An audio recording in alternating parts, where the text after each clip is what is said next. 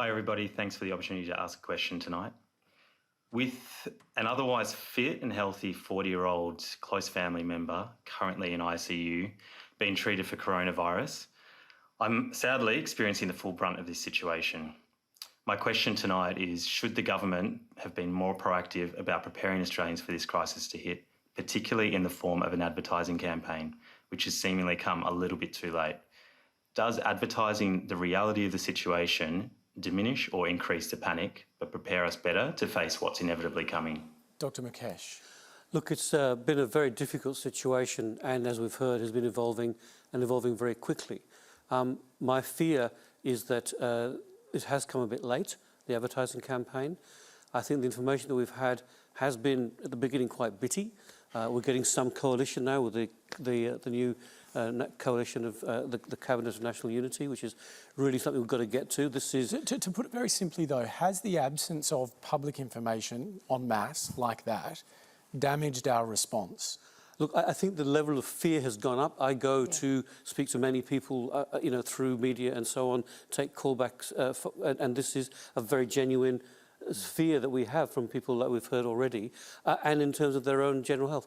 Your own case of having someone in ICU at 40, not 50 or 60 or 70, shows the point that everybody can get this. And when they do get it, then it gets quite disastrous. And that's why we need to avoid the peak of people getting to hospital bed and needing to have ICU.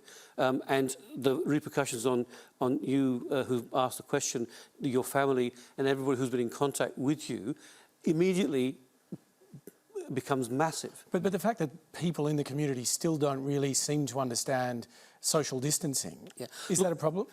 Yes, and the issue is that there's been a bit of armchair critical assessment of this. There's been a group of people saying we're just being far too draconian about this. What are we doing? Why are we doing more?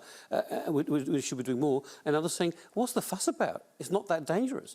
And what we found is that that has tracked to a place now where we absolutely understand that we're going to start shutting down multiple events every single day because it now has become that dangerous.